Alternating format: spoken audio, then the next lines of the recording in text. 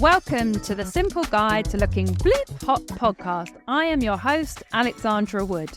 Each month, I'll be exploring the highs and lows of business and how style forms a huge part of building a personal brand. I bring a modern twist to the often stuffy world of bespoke tailoring, and in each episode, I'll get the measure of my guests, from fashion faux pas to business seminars. So let's get cracking. Welcome to episode 4 of the Simple Guide to Looking Hot. Oops, I actually nearly said it. I did say it. With Brendan Dawes, who is a digital artist. So very excited to introduce you to the show, and I'm whacking the microphone already. I'm going to whack this mic so many times in this conversation. It's lovely to be here, Alex. So thank you so much for inviting me on. You are very welcome. And just to tell the viewers, readers, watchers, how we first met each other was because you became a customer through the power of Instagram, I think. Yeah, it was. I saw your posts on Instagram and really liked what you were doing and what you were selling. And so I thought I'll have a bit of that. And over the years, we've just chatted in between buying things from you. And here we are.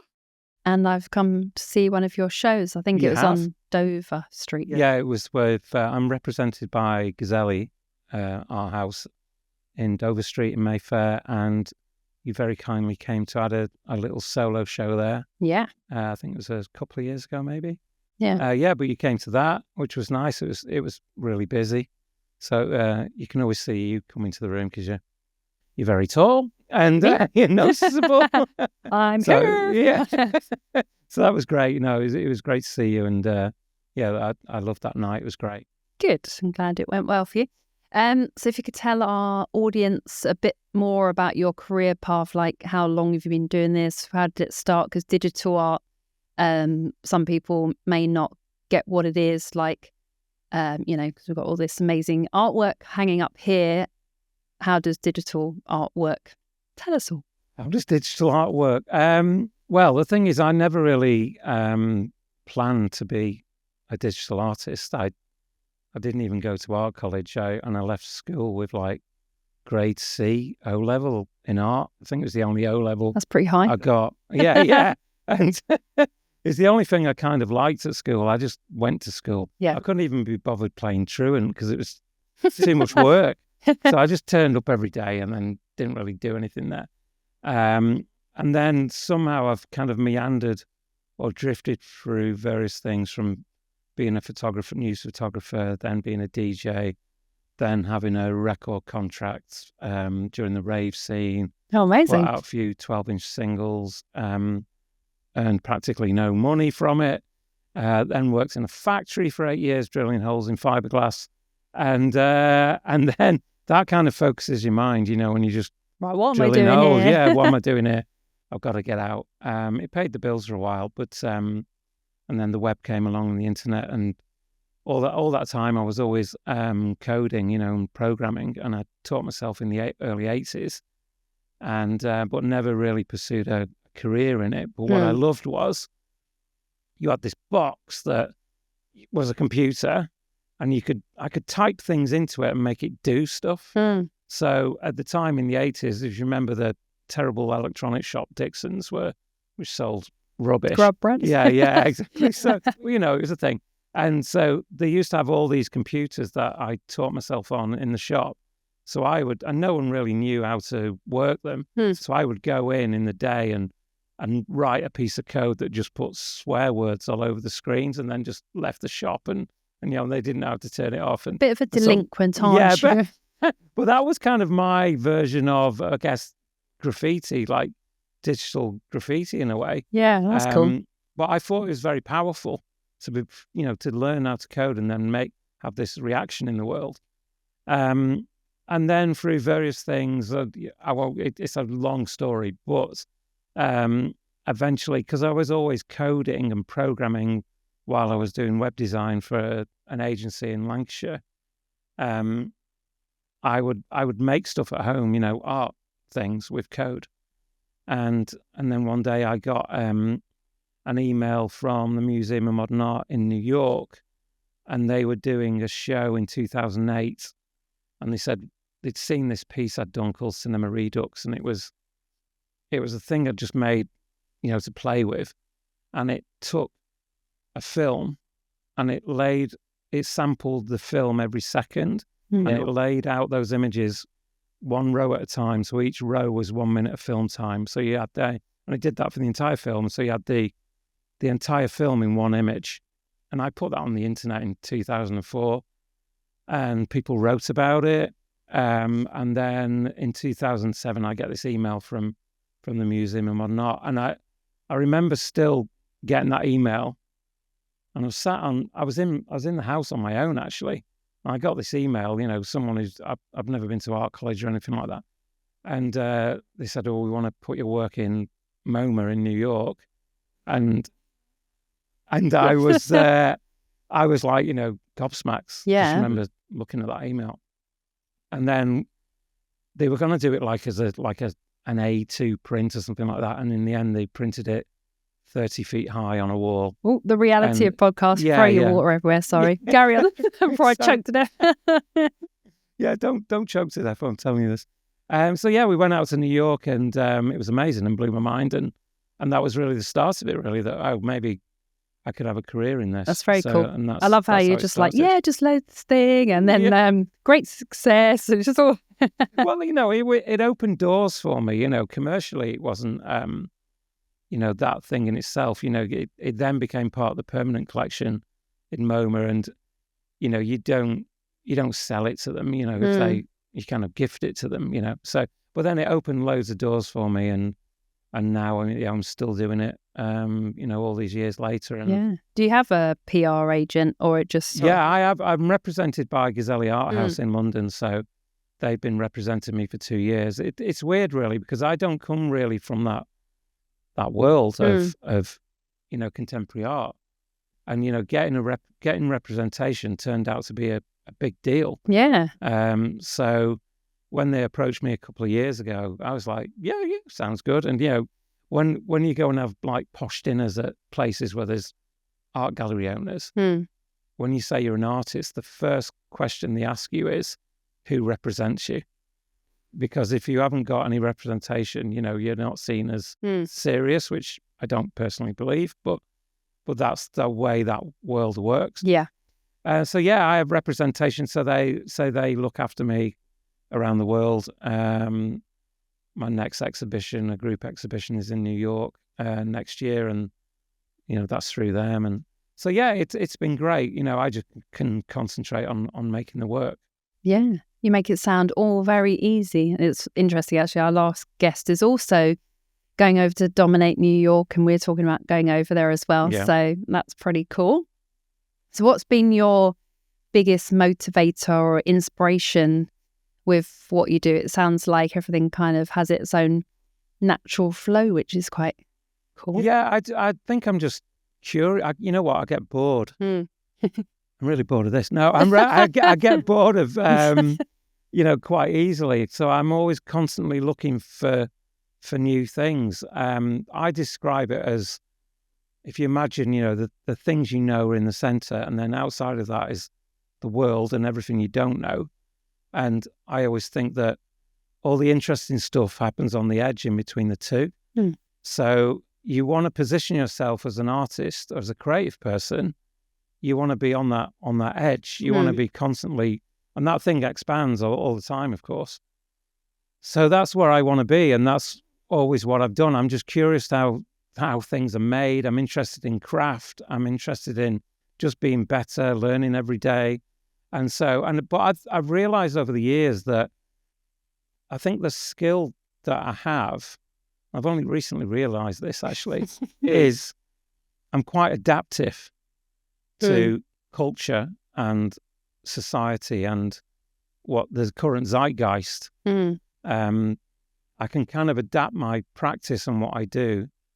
So, 1 minute I'm doing like data visualization, or before that I was in, design and branding and marketing.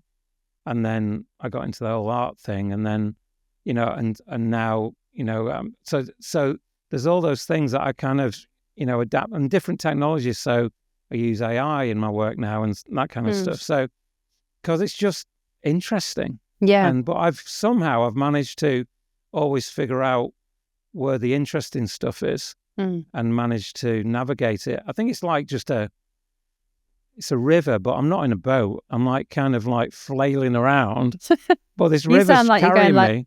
Yeah. I'm kind of just. I once did go on one of these adventure weekends, and doesn't surprise me. One that it's not my thing. I hate camping and anything like that. If I can't push a button and a martini comes out the wall, then I don't want to know.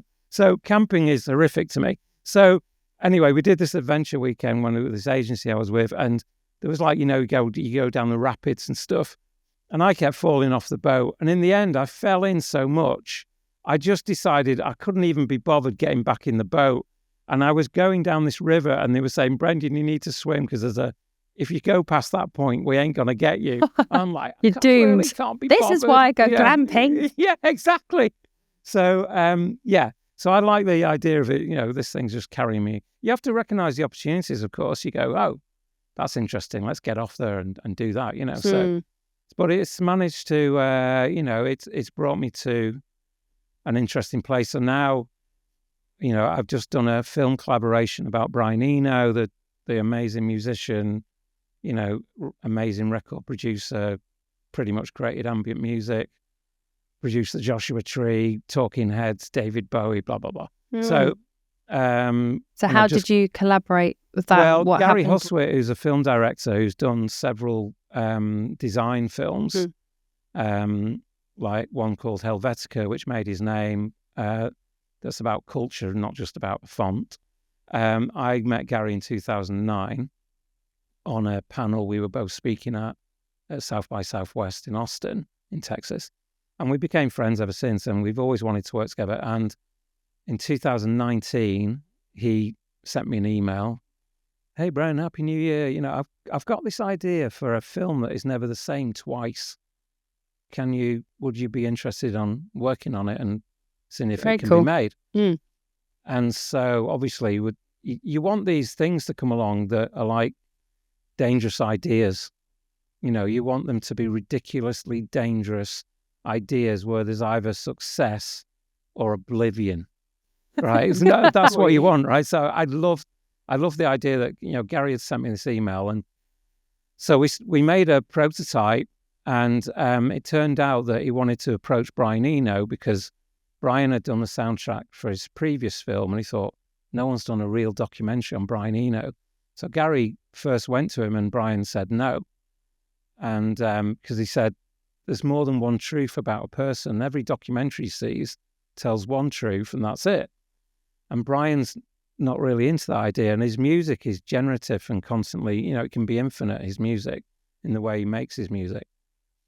So Gary approached me with this idea, and then we made a prototype, and then we went back to Brian, and Gary took it to Brian and showed him the prototype we'd made. And Brian said, yeah, this is cool. Amazing. Yeah. So then fast forward to this year, and it took 5 years, and it premiered at Sundance. It opened Sundance Film Festival, the most important independent film festival. And it opened there to amazing reviews. And we showed it 6 times there. Each time it was different because of the software. Yeah. And we've then been premiering it all around the world. We do it live sometimes. So we press go and it makes this film. We just did it at the V&A a few weeks ago. We did New York premieres. The Barbican was sold out. And next year we're in Berlin and various other places. So yeah, it's been, and now, there's kind of Oscar buzz about the film. We'll see. I think it's a long shot, but who knows? But yeah, it's been incredible. You seem very humble about it. You're just that's the insanity of it, right? It's like I'm on the red carpet at Sundance with all these photographers, and I'm just thinking, what is going on? This is insane. Doesn't look like Oblivion. Yeah, it doesn't. I think this might be successful. Yeah. That's the thing, though. I was saying to Gary the other week, we recently did it in Amsterdam, and when the film shows, to be honest, half the time we just go out for a walk. It was like, even though it's different every time, we're like, at the beginning and the end are the same. So we go out for a walk, and we get chatting, and I was saying that the thing for me is I didn't want it to be rubbish. I didn't want it to be like, oh, it's played a few film festivals, it's a nice experiment. So, it just got listed in the New York Times as in one of their critics' top 10 as the second best film of the year. Very cool. Not documentary, and we were like, what's happening? This is insane. So, yeah, it's been, so you're a bit too famous to be in now. Go on. Maybe next year I won't answer you. Yeah, like, shut up, Alex. Go away. Yeah. No, I just take it, day by day, and we'll just see where it goes. But it's for me, it's about, obviously a lot of what I do is technology and coding and computers and things. But I think it's about people. It's about not being an idiot, and and making friends with people, and and treating them with respect and all that. So, and you don't know where these things are going to lead. I didn't know when I met Gary in 2009 and we were on a panel discussion together, it would lead to what's happening now. So and we've started a company together, me and Gary, to explore the future of these ideas, and we've already got new film projects we're consulting on. So it's exciting for sure. I always think the best things happen organically. Like you can say, oh, I'm kind of just interested in this person. Like with you, it's like, yes, I have tons of customers, clients, and message on Instagram, lovely messages like you're destined to be like knighted. Waiting for that one.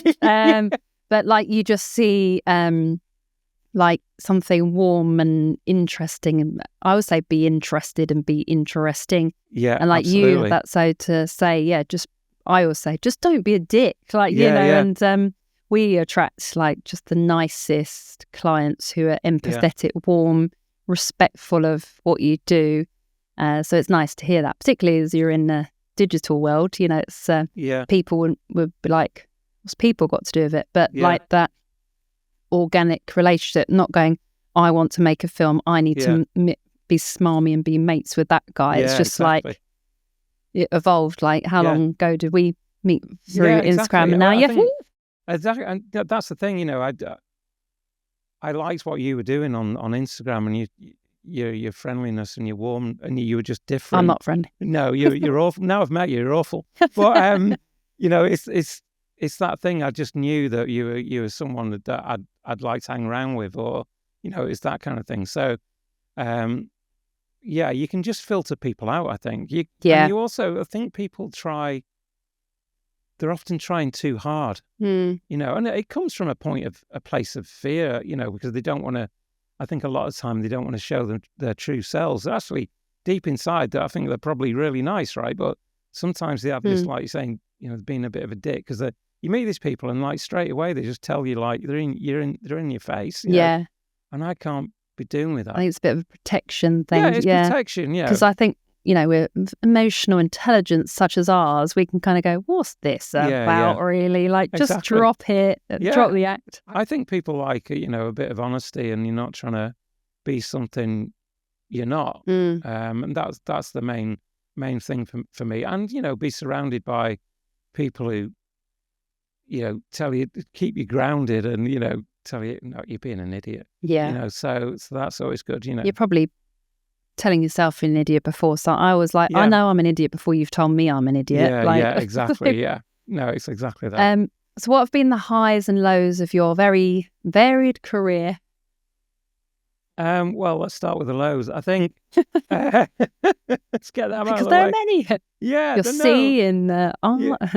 There's all kinds of things. I did I had a company where we made hardware, and we did this Kickstarter. I'd invented like this camera button that goes on the side of an iPhone. This was quite a few years ago in the 2000s, and it was when Kickstarter, the platform, was only for companies in the US.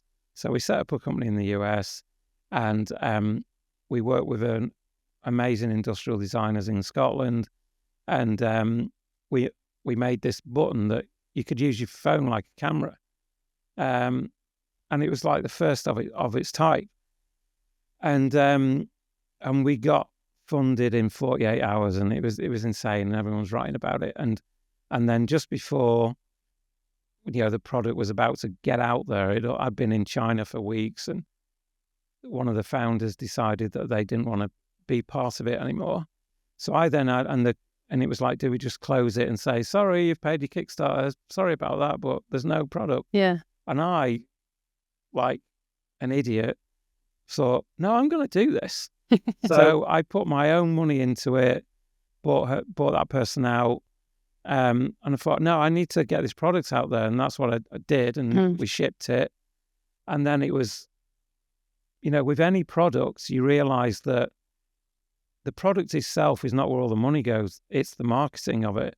Look at how much money Apple spend on marketing, and yet everyone knows the products, but it's in your face every day, and it costs a fortune. So I didn't have that money. So the business was failing, and it came to a point where I was doing a lecture tour in Alaska, of all places. If you ever want to feel alone, go there, right? So I went to like Anchorage, and then I went even further north to Fairbanks. I was going to do Juneau. I said, I'm not going. That's crazy. So I did Fairbanks, and I was in this Marriott hotel room, giant budget hotel, but the rooms are massive, of course, massive bed. And then my accountant rang me, and she said, look, I think you're going to have to close it because you can't just keep plowing money into it. And I was in tears. I was on my own.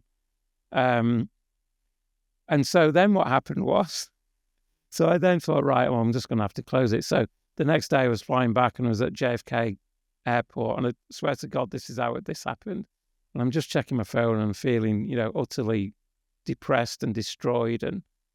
And I get this email, and it's the main franchise holder for Polaroid in Europe. Polaroid are basically, they're not even really a company. They're money men who own the brand, right? And anyway, this guy had all the franchise for most of the world. And he'd had an email with me like months before, and he presented my products to the board. And he said they went crazy for it. They were like, this is it. And he put on the email, the future is going to be bright, so bright for both of us. And I'm reading this, about to get on the plane. I'm thinking, my God, this is what's happened. Just I don't feel alone anymore. Yeah. Never heard from him again. Oh. Yeah. That was it. God, this is my moment. Yeah. Put me on first class. Yeah. Ghosted me. That was it. He is a dick. Yeah. He is a dick, if you're watching. So that was kind of the low point. Lisa, my wife, was amazing. At no point did she say you shouldn't have done all this, or she just said you had to give it a go. And I'm so proud of you. There's a product out there that exists. We like you, Lisa. Yeah. Lisa's amazing. So then it was like what that does, I think, when you go through those kind of things, they're kind of like an extraordinary event, aren't they, for you personally? Like closing a company is an extraordinary event for me. But then you go and see the liquidator person. He's doing like 20 a day. And you just go, oh, I just put it in your hands then. Because it's boring to them. And they just do it. But you realize for you, it's an extraordinary event, not for everyone else. So you kind of pick yourself up and realize that you've learned a lot through, no deal is done until there's a contract, all this kind of stuff. Don't put your own personal money into business, that kind of stuff. I wouldn't do that again. So, there's a lot of learnings. And then from a high point of view, I think probably the film project, really. Really good, yeah. Yeah, I mean, it's amazing what's been happening with that. It's gone beyond our expectations and continues to do so. So that's, I mean, also all the art stuff, getting. And can we just say, I mean, I would definitely put my ultimate high, because I'm a Paris Hilton lover, that you have sold digital art to Paris Hilton, who you just told me left you a voicemail. Yeah, which I'll play you later. But let's play it for the podcast. She bought some of my work. It was during the whole NFT thing, and she bought some of my work, and then I was doing a show at Gazelli. It was like a group show. And I had this idea to make physical sculptures out of the very moments that certain collectors bought my work, because it's time-stamped on the blockchain.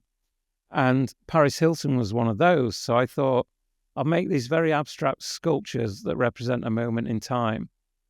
And they were named after the collectors. So one of them was called Paris Hilton. And then I thought, flipping heck, I'm going to have like her name in the gallery. And what if she says, you can't do that? So I messaged her on Instagram, DM'd her. And the next morning, sorry? As you do. As you do. And the next morning, I think I'm making a cup of tea, or just check my phone, like you do. And it's like a voicemail via Instagram, and I just press play, and it's Paris with her little dogs in the background saying, and she was amazing. She was like, I would be so honored to, be in your show, and it would be a privilege. And it wasn't like you have to pay me so-and-so or to use my name. It was nothing. That's so nice. Yeah. And then Paris mentioned the show that night. And of course, the gallery just went, "Oh my God, Paris Hilton!" Did she go, "Love it"? Yeah, exactly. Yeah, it was all that. So, it was pretty bonkers, how you meet these people, and But I don't, I don't let it go to my head. I just carried on making me a cup of tea. But I was what like, brand of tea do you? Tetley. Yeah. Oh no, I'm a Twinings guy. Portland Masons. Yeah, I don't like Yorkshire tea really. It's too hard for me. I like an Earl Grey. But so that was a bit bonkers. Yeah, so very that was definitely a high for sure. And because like when you had that massive low, you're a bit like me, because I go, like the gloomiest, doomiest moments. People go, "How do you laugh?" And it's like, I think there's an innate thing that entrepreneurial people have. It's not that everything shits and giggles, but it's like you just got to be willing to give it a go.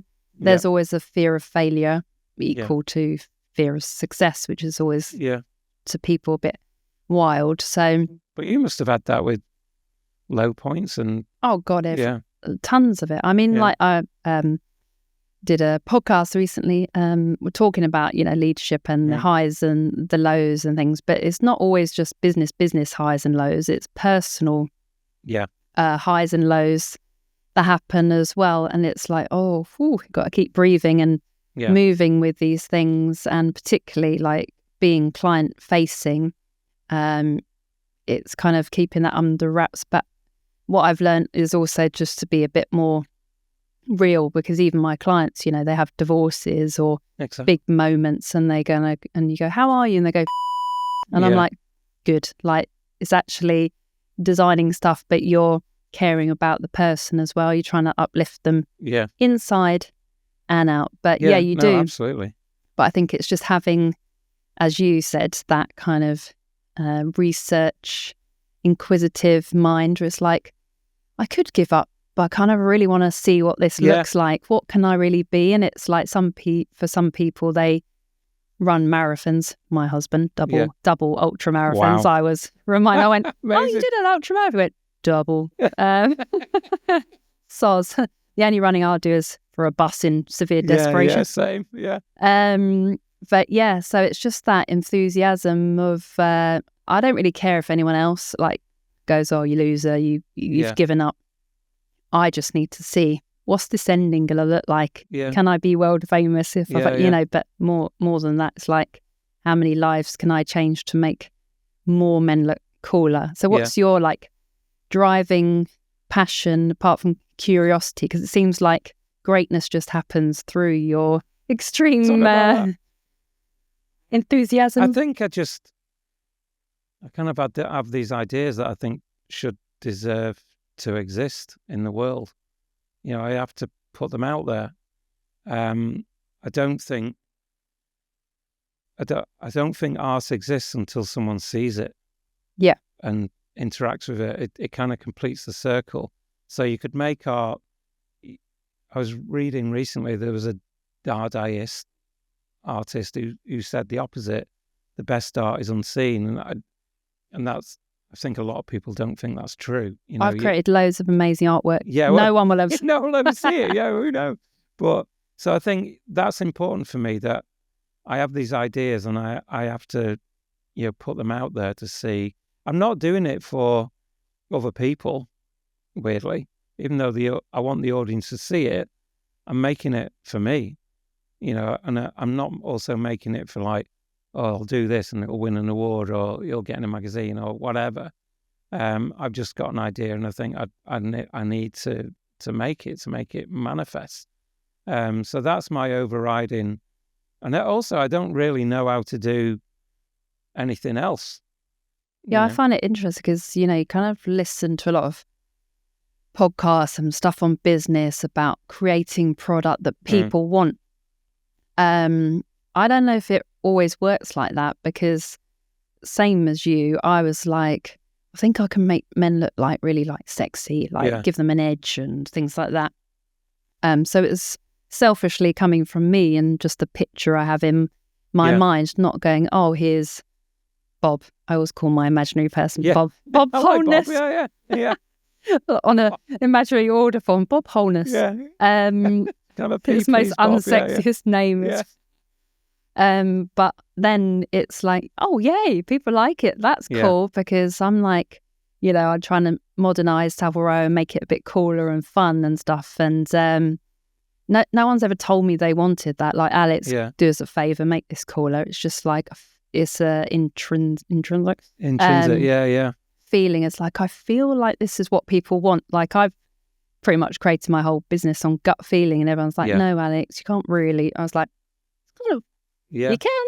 No, you can. I think instinct's such an important motivator. That's all I use as well. Yeah. It's like you like it, and if someone else does, exactly, yay. Yeah. And I don't even know, half the time, whatever I make is like, I think it's okay. I don't really know, and then you kind of get bored with it after looking at it for weeks or something and go, maybe this is rubbish.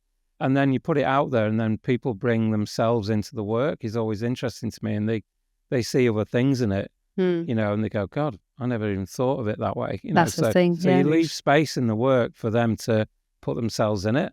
Yeah, I think as a creator as well, you naturally become bored of your own stuff. I think this is a bit weird, but why people mess around with their faces, because they're like, well, I see it every day. Yeah. And I remember someone saying to me, Alex, you look at your face every day. Not that I've not messed with it. This is all natural.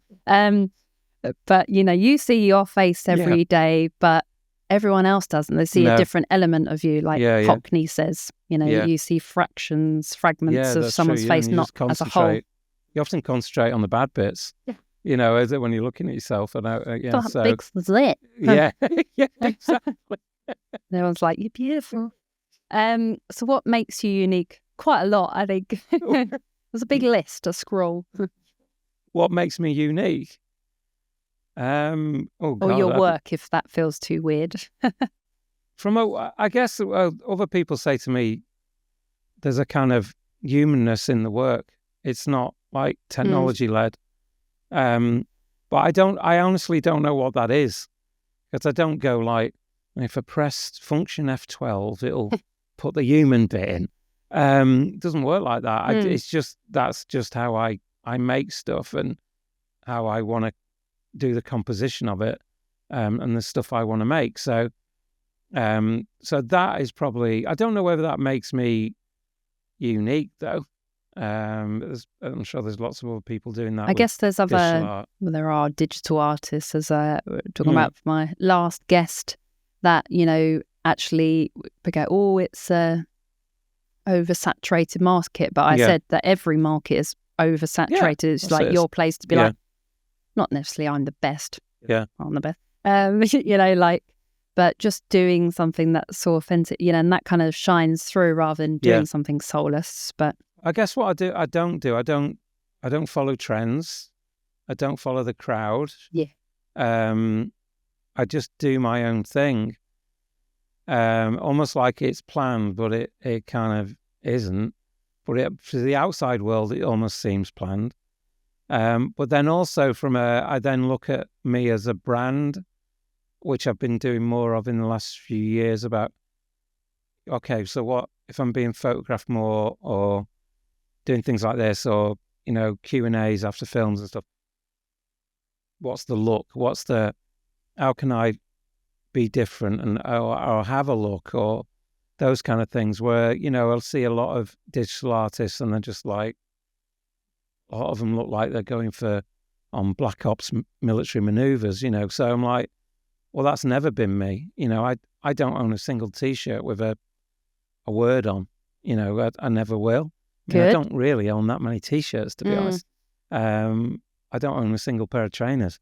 So it's, you know, I started to kind of drill down and thought, right, I'm going to get better at projecting that image, which is what I've been trying to do over the last couple of years, really, to try and differentiate myself from others. So it's all part of the package, really. Yeah. So from the outside in, I definitely think you've got a very strong image that definitely plays to your strength. You're naturally very stylish because you own a few pieces of mine. It's all the Alexandra Wood pieces that do that. Yeah, it's only those. I don't care about anyone. Yeah. But you look fabulous today. Oh, thank you. Even if it's not my suit yet. So where do you buy your pieces from, and what inspires you? Well, I over the last few years, it's funny, isn't it? You go kind of on the, you know, J-word journey. Journey. You know, and in the past, I'm sure a lot of your other clients are like this. You're just buying random stuff. You know, buy a pair of pants, buy a shirt. Oh, right. And they don't really, there's no really logic to it. You just think, oh, they're in a sale, I'll get those. Oh, they don't really fit. Oh, great. So I stopped doing that, and I wanted to buy less things, but better things. And I started to, like all the things I do, I educate myself on. I've always tried to wear, you know, nicer stuff. But then I really started to get into the whole Savile Row, because I wanted to be about craft and the excellence. And really Savile Row is you know, the heart of that, because it's kind of ridiculous, really, that it even still exists in the world of, you know, I don't think Savile Row isn't really about fashion, but in the world of clothing, that place still exists, because you know, so I love it for that reason. So I started to educate myself, and so I've started to, you know, just buy less things but better things. So now, you know, I get this suit is not from Savile Row. This is from Vintage 2 Blackout in London, so most vintage shops, as I'm sure you know, for men are terrible. So basically you go, where are the men's, you go in a vintage shop and you go, have you got a men's bit? And they go, yeah. And they point, and it's an aisle, it's a rack of plaid shirts. That's all it is, right? Ever. So when I went to Vintage Blackout, I was like, wow, they've got jackets and suits and stuff, you know, good stuff. So me and my wife were in there, we were trying various jackets, and we put this on, and I was like, no, this is the one. But it was quite short, and the trousers were mega flared, and they were short. And so I think the key thing is if you have a good tailor, like an alterations tailor, or ideally a proper tailor, because this is from somewhere between 65 and 70. Yeah, it's got quite retro vibes that kind of lends itself well to your kookiness, which I like. I think so, yeah. So that, and then my shirts, so that was it. I guess I was ticking off things. I was like, okay, right, I've got all these shirts that I bought off the rack. They're long in the arms, like most shirts, you know, that you buy ready to wear. They don't really fit properly. They're okay. Yeah. So I thought, I'll go to Bud Shirts in Piccadilly, and so I have my shirts, you know, done there, and that. And what I really love it actually is there's now a pattern at Bud that will be there forever, and it's my pattern. No one else's. Yeah, it's amazing. So I love the idea of that, you know, and the same with, you know, bespoke with you. You know, that pattern will exist for that person. Yeah, you know, forever. So I love all that kind of stuff. So I've just been going through my wardrobe and Right. And once I get these new things, I ditch, I give them to charity shops, the old stuff. Because if something goes in, I have to take one out. So I've not got like loads of clothes. They're going, yeah, keep exactly. me. Yeah, this is it. I'm not buying loads of clothes, or more like my wife will laugh. But I'm not buying. I don't buy fast fashion. I'm not onto, buying stuff on. I'm just buying very specific things. Your outfit's completely beautifully harmonious. Oh, thank you. For the podcast listeners, a nice grey retro wide pinstripe suit, which has a subtle baby blue, which then matches your blue shirt, and it's not kind of a richer baby blue, which is nice, and the tie and the pocket square, all a little bit jaunty, but a little bit like very cohesive. Well, I want it to be a bit, the whole. I like the idea of the nonchalance thing. Nonchalance, I like this word. Because actually, Gary, the director, we were in Barcelona and we were doing a screening, and I had a tie on and jacket and stuff. And Gary was like, "Oh, your tie's not tucked in at the back." I says, "No, it's not meant to be." And it's like, "Oh, right." Because you just, it's a people pipe down. think, yeah. So it's like, no, that's the whole idea. It makes it look like you've not spent too much time, So I'm liking that idea, which is more of an Italian thing rather than but I think if the ideal is for me, I like structure and architectural lines and a strong shoulder line. But I like some softer Italian stuff as well. It depends. I read a great article about this singer crooner in America, and it was his son who wrote it, and he would pass down all these clothing advice to his son. And he said, every man looks better in a roll neck. That was like his number one rule. Yeah. It's like, so and I think it's kind of true. But I love the simplicity of a roll neck, especially with a suit and stuff like that. So I'm often wearing that. I wrote about roll neck on LinkedIn this morning because I said some men find it itchy, scratchy, and get too hot and things like that. Do you get too hot in my merino? No, it's got to be merino wool. The merino wool it regulates your body temperature, of course. And thank you. Yeah, you do listen. I do listen, and and it works. So no, it's not too hot. It's not too cold. So no, I love that. In fact, I never really have it. It's my favourite one actually, and it's navy, which is a great colour to base an outfit around. So yeah, I'm just continuing to experiment with, where it's going. But I'm trying to, my heroes are kind of like, Nick Cave, and I just saw an amazing picture of Francis Bacon, the artist, and he was always like in a suit, but just looks a bit different. Yeah. So I kind of aspire to those, I guess. So we've got a style system you may have seen on Instagram, and it sort of talks about style personalities. I also think it's quite interesting because it depends on age and it depends on natural personality. But I tend to find that, you're not in corporate world, but you definitely have what we call an experimentalist style, which is, just a bit more kook, bit more edge. Dabbler is kind of like you might wear a fitted leather jacket with like tailored trousers, so you're kind of mixing, matching with interesting pieces. But yours is more like, I don't care, I'm here, I'm going to do my own thing, which is great because that's good. Artist. So yes, an experimentalist. You said you like to experiment. So I do. Well. I love that. Yeah. I'll take that all day long. Yeah. And just going back to business, like the business. What one piece or multiple pieces would you advise to anyone going, do I go into business? Don't I? I think, I don't know if I'm a very good business person, actually. I'd say the same, not for you, for me.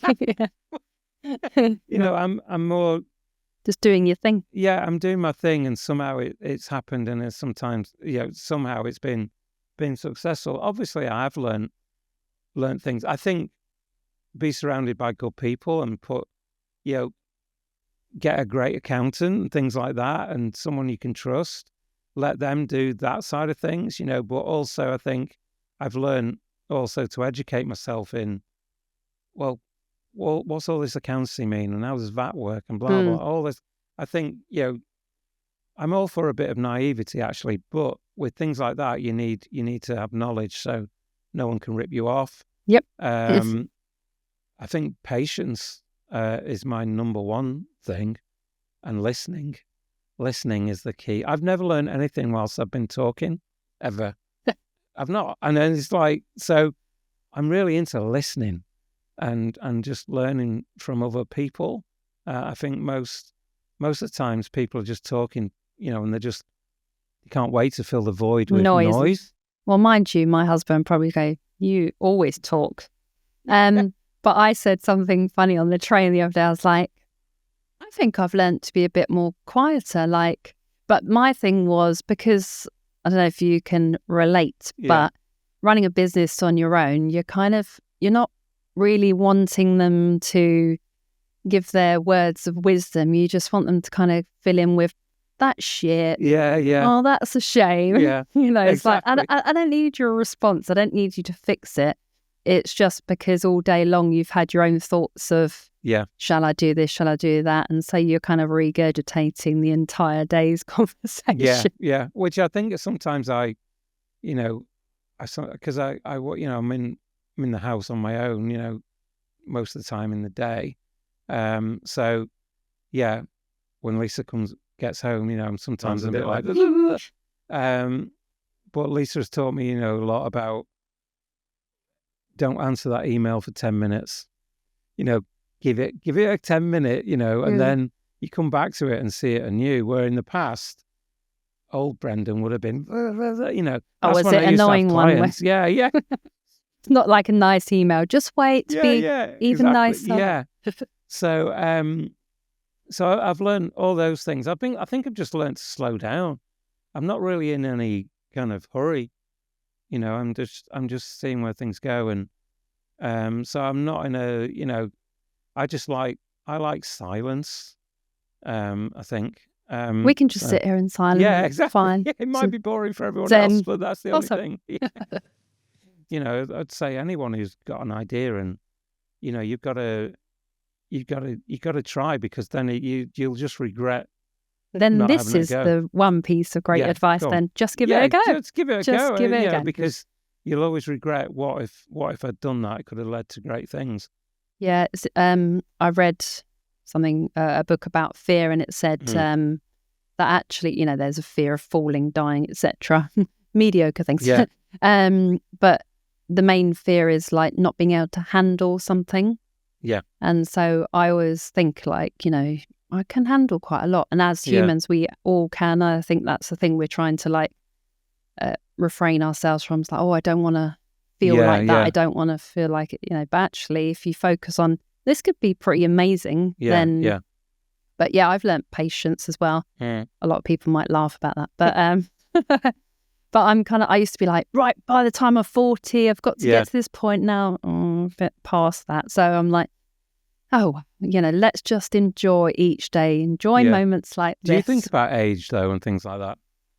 I used to, and I think being a woman, it's like, like my husband, I would think he looks much older than me. He always goes, thanks, but he doesn't actually care. I was like, you look much more rugged than me. And like the kids go, you look really good, Mum. Like, it's quite amazing. She's like, Dan looks older than but we are all so obsessed with age, but I think it's more acceptable for men to kind of look more rugged and things like that. But men may disagree with that. But I do think as women, we're kind of meant to look beautiful skin forever, and that, kind of a bit washed up past certain age. But I just like looking after myself. I'd rather look good for my age rather than try and look 20, because that just looks tragic. And then everyone kind of looks like each other. Like you see all this so fillers, and it's horrible. Yeah. They've had Botox in the forehead and stuff, and everyone's got big lips and stuff, and that's just the men. But it's everyone starts, like you said, to look the same. The character is you've had to be filler. I mean, you've got very plumptious lips. Yeah, no, they're all natural, which is which is one of my maybe good points. But But maybe I should ask, like, do you care about age? Because I can be like, oh, men don't care like women do, but men, you know, like a lot of my clients go 45, like, and it's odd because when I started 17 years ago, I was not my demographic at all. You know, I was in my 20s going, you could look cool. And it'd be like, great, 20-year-old telling me, nice. But now it's like, I am my demographic. So I've kind of got to represent, like, you know, you could, not that men are going to dress like me or look like me, because that's odd. It's a new market. But yeah, do you care? No, I love being the age I am. I don't know how old you are. I'm 58, so I've never wanted to look younger than I am. Then you're kind of fighting against. Yeah, I know people who, like, they can't even talk about, say, getting to 50, or they just, like, are in a bad mood and stuff like that. And I'm like, and they're kind of dressing younger as well, you know. That's when it looks tragic. Yeah, and it does look tragic. And I think, God, it's about being yourself again. You know, I can't start the day without being properly dressed. I mean, do you make your bed as well? I make right. I'll tell you a story about that as well. I make the bed. Everything has to be organised. I can't. My shoes come off when I go to bed. If I don't have shoes on in the house, go to bed I can't function. Yeah, I can't actually function. It's weird. I take my shoes off and my brain implodes. But the bed thing was, again, with the film, we were in Venice last year and we'd got an Airbnb, me and Gary, and I think it's the first time we'd stayed away together. And I'm obviously in one bedroom, he's in another. And in the morning, you know, he's getting up and he just looks in my room as just before we're going out, and my bed's all properly made, and he goes, "Did you make your bed?" I went, yeah. I said, "Did you go to sleep?" Yeah. I said, "I'm not a savage," you know. And it's so, and then I looked in his room, and it was like, well, you know, it wasn't like mine. I said, "Oh yeah, I have to, like, you know, make the bed, and then it's ready for nighttime." And that's just how I've always been. But the same with, like, I can't function if I don't have a shave. Then I'm like, I can't handle it. So yeah, all these things. I think I realised, though, it's about rituals. I love rituals, you know, rather than thinking about, I've got to have a shave. And it's like, in that way, you're thinking of it as a chore.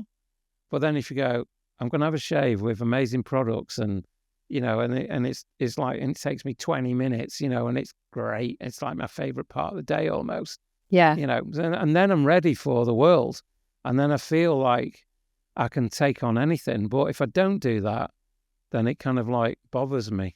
So part of your brand, you touched on this a little bit, that, you know, dressing is definitely a part of what you do, and you've kind of considered it more of a part of your brand now. So like, sounds like you kind of do your own research and your own intuition on how you should dress for you. Do you feel like you have not a uniform, but like a vibe? Because I feel like you're quite sort of retro, modern, chic. Yeah, I'll take that. Yeah, no, I'm still probably just honing it more. Yeah. But yeah, that's definitely the kind of route that I want to go down, and that's, you know, the kind of, you know, the plan is to just always be considered about, and it's starting to work. You know, I've got a friend who came to a screening, and he used to be a tailor, and we went out for dinner, and he just said, "You're always so well put together." And I was like, yes, this is the plan. This is like, yeah. So it seems to be working, you know, and I love dressing up. I love it. It's not like, oh God, you know, I have to put this on. Yeah, I really it makes me feel better. Yeah. It makes me feel like, come on, world, let's have it. I agree, you know? Because there is a different mentality. It's interesting because, you know, say my 17-year campaign to make men look and feel okay about looking great, and people, you know, kind of reveling, kind of going, I don't care, like it's a bit girly or a bit flashy to think about how you dress, but now it's way more acceptable. But I think they also, but men wear the peacocks as well, and then it kind of went a bit weird. And everything, it went too far, you know, where it was all a bit like there was codpiece. there was no elegance to it. It was just dead very showy. Yeah. And I feel we've kind of lost the sense of occasion, because it really frustrates me when, look, people can wear what they want. I don't care. But you go out to a nice restaurant and some people have barely put pants on, right? So, and I'm like, and usually the wife or partner is all done up and beautiful, and the man is like probably got shorts on and some crappy top, and I think, God, that's kind of disrespectful to your partner. So there's that side of things, but also, I think there's this idea of, we used to have the private self and the public self. The private self has now become the public self from a psychology point of view. So I'm trying to, every time I go to the airport like dressed up. I'm really kind of getting into suits now. I love the simplicity of a suit, which, suits are like, most people wear separates, which I still love. I absolutely love. But I'll go to the airport and I will be dressed up, not dressed up like I'm going to the BAFTAs or something, but, dressed up, And so I was sat there once, I was having a coffee or something in the airport, and I was just like noticing, I'd say 95% of the feet that went past were trainers. Flying is amazing. And it's a glamour. It used to be this glamorous thing. Yeah. And now it's kind of like, and I get that, if you're on a Ryanair flight, it ain't particularly amazing. But when you think about it, you're on this thing that technology-wise is mind-blowing, right? And I think, well, that's kind of like an occasion. This doesn't happen every day. I love your way of thinking. It's like magic world, because I actually created this business from living in my head, fantasy world of and I love dresses. I'd even dress up to go out somewhere for 10 minutes, just make an appearance, then go put my pajamas on. Yeah. I need to actually be there or stay up late. No. Bed at 9. Yes. Yeah, exactly. But it's Columbo like that reruns. sense. Yeah. Well, that's good. That sense of occasion and magic and things like that. I did I've come off TikTok. They're mean. Okay. Right, yeah. TikTok video, which was like basically saying, why are men dressing like teenagers now and not really caring? You're out of touch. Really? Get lost. Wow. But obviously not from the eloquent audience I'm used to. So I agree. It's like how you look and feel about yourself. Like if you're saying, oh, it doesn't matter, who cares about the clothes I wear, then what are you saying about yourself? Exactly. I think that's the other thing as well, is that I'm not doing it to impress other people. Yeah. I'm doing it for me. Because I feel great when I do it. Yeah. So, it's just become a big thing for me, So, so I'm going to continue to do that and just try and, hone it some more and just really, really focus on that kind of look, I guess. So how's your style evolved over the years? Do you look back at pictures and go, what were you wearing? And what point did you start to really kind of think about what you wore? Well, in the 80s, it was, everyone was wearing, I went through the whole Miami Vice thing of pastel sports jackets and funny shirt. I went through a big period as well where I was starting to do talks around the world, and I was always known for really loud shirts, not Hawaiian, but I like paisley, but there was those kind of things, but no jacket, just shirts and stuff. And I was kind of, people would know me that, oh, what shirt are you wearing? Or, so, but it was a bit more in your face. Yeah. The stuff I've got a picture of, I used to do DJing when I was, a lot younger.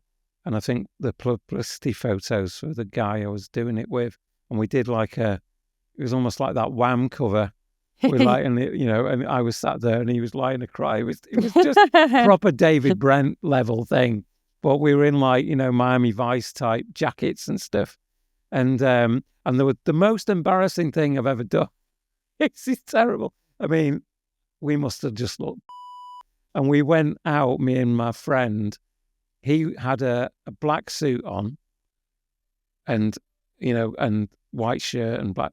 And I had a white suit on. We were basically opposites, yeah. right? It was, and we went out clubbing, and we were young, and it must have just looked ridiculous, right? But so that was quite embarrassing. But you're young and you do these things, and I'm sure the suit was a terrible fit and all that. Weirdly though, my mum and my dad, when I was a kid, like say 8 years old and stuff, there was this place where I lived, and it's stock Benetton and French Connection. This is in the early 80s, right? Before anyone really knew of those brands, from a high street point of view. Well, there was this one shop, and it got this stuff imported. So as a kid, I went through a phase when I was at like primary school and a bit older, where I would have like kickers on, I would have French Connection, trousers and all really nice, amazing gear. But I looked like a French kid, Breton top. And it literally sounds like my childhood, because I wore naff, tons of Tom, Benetton, as everyone used to call it, because I'm from London. Farrah trousers. Yeah. Do you remember? God, well, Farrah trousers for a while. Carl Carney jeans, where I had like green. Oh, yeah, I know, yeah. Pockets, the duffel bags. Yeah. So I went through all that. To be honest, that stuff was at least good quality, and it was very stylish. Yeah, it was. But then I went through this whole Miami Vice thing, and and that was... You had it's like your business life matches your random... I had perm hair as well. Oh, God. Oh, yeah, I had a perm. Can we get some pictures of this on the channel? There are some pictures online of me with a perm. Googles? Yeah, and one of my friends, he just replied with, ha, ha, ha, ha, and it just went on for ages. So, yeah, no, it's online somewhere. But, You still have a good head of hair as well, so you didn't singe it off. Yeah, I know. But also I used to travel to like 30 minutes to go and get this perm. I don't know why I was even going to that hairdresser. But, so I did the whole Kevin Keegan perm thing for a while. So that was pretty embarrassing. But then you come out the other side of it and go, what was I thinking, Yeah, I think I dressed middle-aged way before I was middle-aged. My husband says, when I first had my child, I was like, God, I look really frumpy. And I know that sounds terrible, because it's like, you're a mom, newborn mom. But I was like, gosh, I did look frumpy. But it's not your priority to be like glamorous, this and that. Yeah. But he was like, you look better now. And it's just takes a little bit of thought to be like, oh yeah, I do care about this. And it does feel good, actually. Like, I had my colours done and all that kind of thing. And then she was like, you can wear skirts. And I was like, that feels really weird. It took a lot for me to, but you just have your natural style and that you've got to flow with. But what do you think your style says about you now? I kind of gave my own description of what I thought it was, but how would you describe yourself? Well, I want to come over as, I'm lucky enough to travel around the world and stuff, and I want to come over as British. The good things about Britain,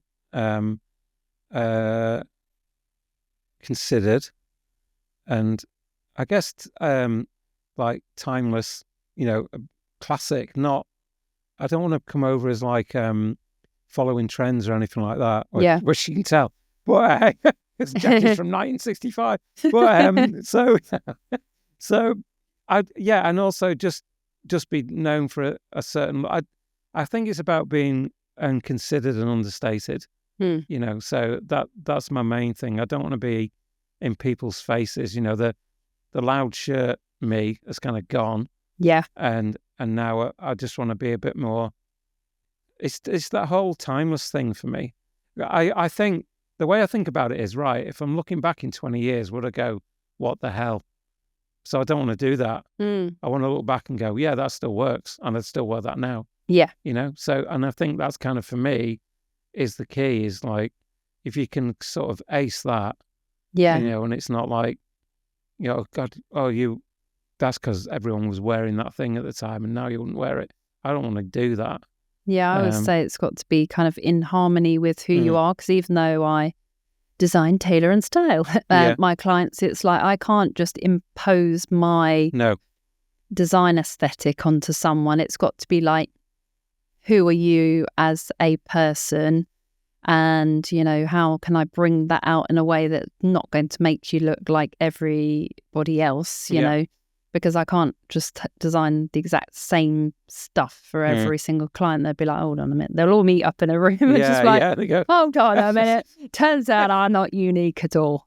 Yeah. So it's got to be, ooze natural appeal. You don't want your clothes to walk into the room before you. So I was kind of say you are entering together like, they look good.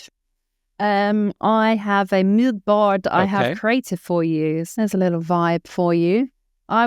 Interestingly enough, when I was kind of pulling it together, I kind of thought, I love that. I feel he's retro. And, you know, we'd briefly met in person. So I was only absorbing what I knew of you. Yeah. I love that. Rich autumn. Yeah, I'd wear all of those.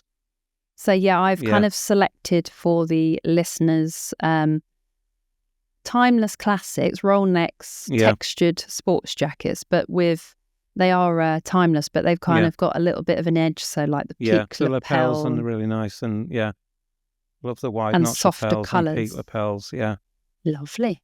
I think that's perfect. You've nailed it. Yeah, approved. Yeah, another approved. We both get mutual approval, and he was not paid to say that. No. Thank you so much for being a wonderful guest. Really exciting to hear about all your life journey, because I didn't know all the past bit. Where can our listeners, readers, etc. find you? Well, they can find me on Tinternet, brendandawes.com. That's the main place I'm on, and you'll find me on Instagram from there. And I'm not on Twitter or X anymore because it's awful. And you have your film coming out. And the film, the Oscar. The film has been out all year, and then the next one, we're doing a live streaming event for 24 hours, and it's on January the 24th, and you can buy tickets online, and we'll be showing the film several times in 24 hours. Each time it's different. There'll be special guests, and as well as other visuals and things, but it lasts 24 hours. So because a lot of people, you've only been able to see it at the cinema so far. Yeah. So this is the way other people can see it. Yeah. In my head, I've got I think you should create like a digital Oscar award. Is that an Oscar award? I just had this thing. Like, yeah. I'd love to do that. Yeah. That'd be cool. Yeah, it would. Let's see if that digitally. Finds its way to someone. Yeah. Thanks so much. Pleasure. Thank you for joining us for episode 4, and I will see you next time.